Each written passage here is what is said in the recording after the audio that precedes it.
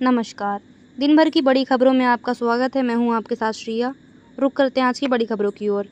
सपा प्रमुख अखिलेश यादव ने गोरखपुर के पीएससी सेंटर में अव्यवस्था को लेकर विरोध प्रदर्शन में फूट फूट कर रोती ट्रेन लड़कियों के वीडियो पर प्रतिक्रिया दी है।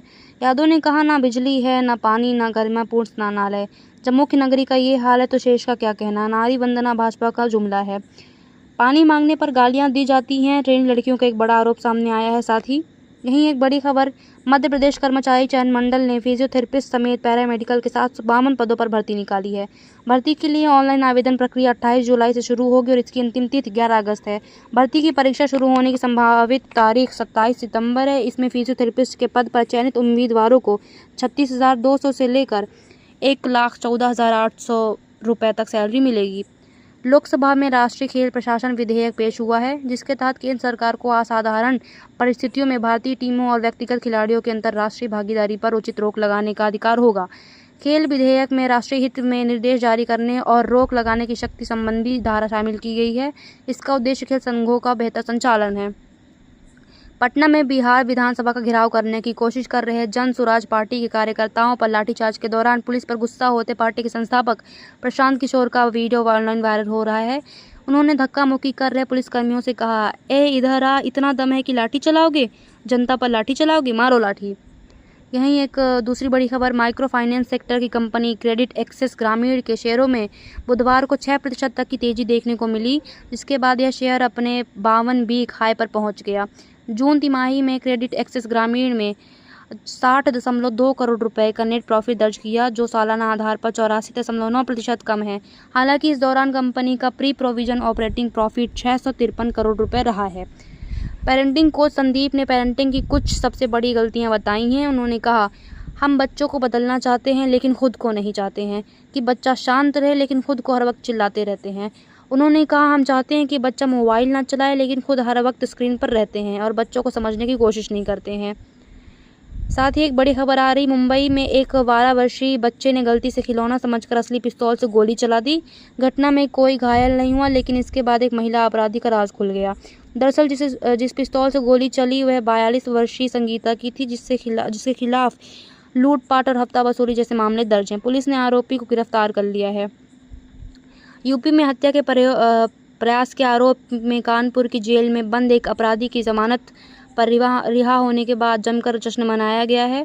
आरोपी के जेल से छूटने पर उसके समर्थकों ने 200 बाइक और दर्जनों गाड़ियों के साथ रोड पर जुलूस निकाला, जिससे सड़क पर जाम लग गया। इस दौरान जमकर आतिशबाजी भी की गई। यहीं एक बड़ी खबर, भारत और ब्रिटेन गुरुवार को फ्री ट्रेड एग्रीमेंट पर हस्ताक्षर करने वाले हैं। इस एग्रीमेंट के बाद 99% भारतीय उत्पाद की ब्रिटेन में टैक्स फ्री एंट्री होगी, जिससे भारत का निर्यात बढ़ेगा और मैन्युफैक्चरिंग बढ़ेगी व रोजगार को भी बढ़ावा मिलेगा।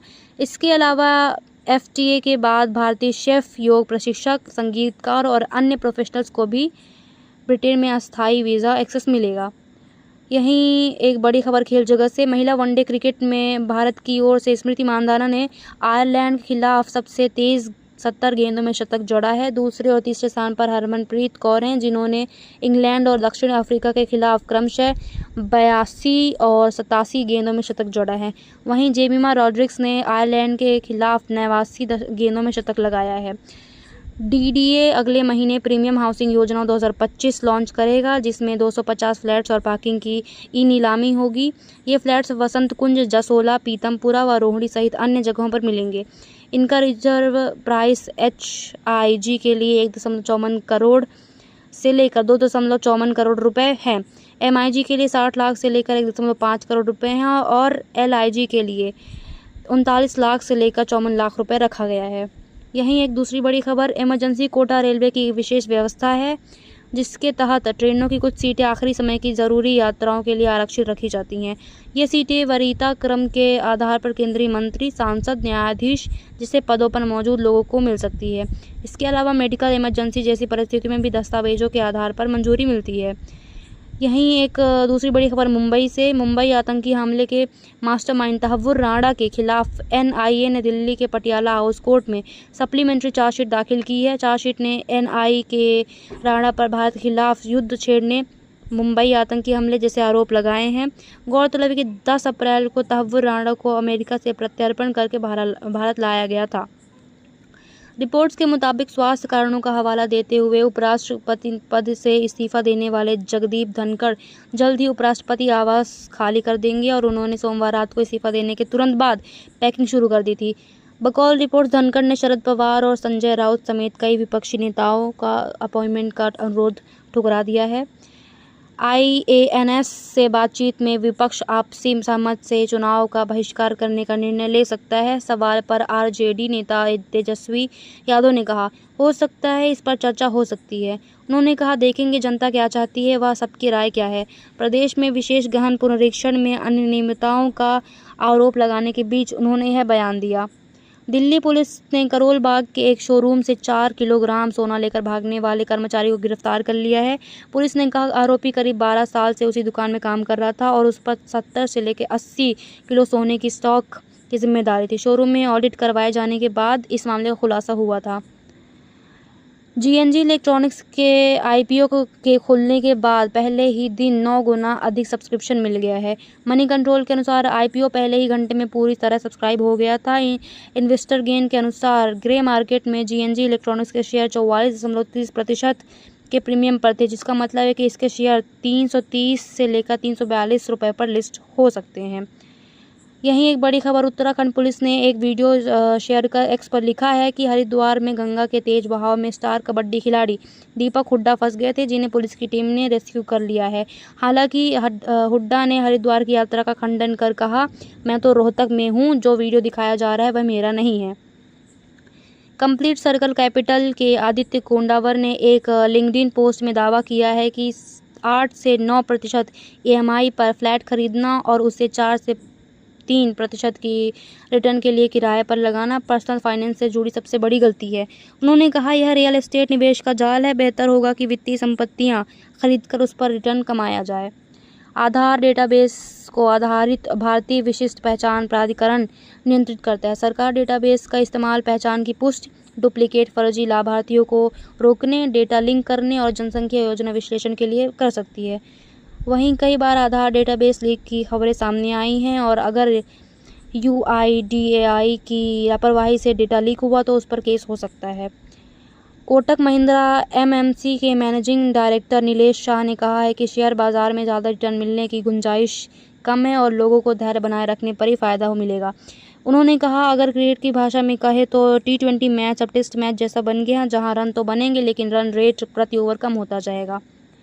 यहीं एक बड़ी खबर खेल जगत से, इंग्लैंड के खिलाफ चौथे टेस्ट मैच में भारतीय टीम के प्लेइंग 11 में बाएं हाथ के 5 बल्लेबाजों को शामिल किया गया है। भारतीय क्रिकेट के इतिहास में पहली बार है कि जब किसी एक टेस्ट मैच में बाएं हाथ के 5 बल्लेबाज खेल रहे हों, जिसमें यशस्वी जायसवाल, ऋषभ पंत, रवींद्र जडेजा, साई सुदर्शन और वाशिंगटन सुंदर शामिल हैं। पूर्व भारतीय क्रिकेटर मोहम्मद कैफ ने चौथे टेस्ट में करुण नायर को भारतीय टीम से बाहर करने पर कप्तान शुभमन गिल की आलोचना की है। उन्होंने कहा, कप्तान के तौर पर कड़ा फैसला लेने के मामले में शुभमन ने सम्मान पाने का मौका गंवा दिया। बकौल कैफ, करुण को एक और मौका देकर शुभमन को उसका समर्थन करना चाहिए था। महाराष्ट्र सरकार की मांझी लाडली बहन योजना के तहत 21 से 60 वर्ष की महिलाओं को हर महीने 1500 रुपये दिए जाएंगे, जिसका उद्देश्य महिलाओं को आर्थिक रूप से आत्मनिर्भर बनाना, घरेलू खर्च में सहारा देना और उनके आत्मसम्मान को बढ़ाना है। यह राशि खासकर गरीब और बेरोजगार महिलाओं के लिए तय की गई है। बिहार जारी एक ट्रेन से एक शख्स को 1.8 करोड़ की नकदी के साथ बलिया यूपी में गिरफ्तार किया गया है। एक पुलिस अधिकारी ने बताया कि आरोपी झांसी से छपरा जा रहा था। पुलिस अधिकारी ने कहा, बैंक द्वारा नोटों की गिनती कर ली गई है और हमने आयकर विभाग को भी सूचित कर दिया है। टाटा कंसल्टेंसी सर्विसेज ने कथित तौर पर ऑफर लेटर देने के बावजूद लगभग 600 लोगों की नियुक्ति अनिश्चित काल के लिए टाल दी है। नेसेंट इंफॉर्मेशन टेक्नोलॉजी इम्प्लायंसेस सीनियर ने केंद्र से इस पर हस्तक्षेप की मांग करते हुए कहा है कि लोगों ने अपनी पिछली नौकरी से इस्तीफा दे दिया है और अब उनके पास कोई नौकरी नहीं है। यहीं एक दूसरी बड़ी खबर, महाराष्ट्र की मांझी लाडली बहन योजना की वेरिफिकेशन के दौरान 80,000 महिलाओं के नाम सूची से हटा दिए गए हैं। सरकार फर्जीवाड़े का हवाला दे रही है, जबकि विपक्ष इसे चुनावी धोखा बता रहा है। चुनाव से पहले बिना जांच योजना लागू की गई, अब निकाय चुनाव के चलते वेरिफिकेशन रोक दिया गया।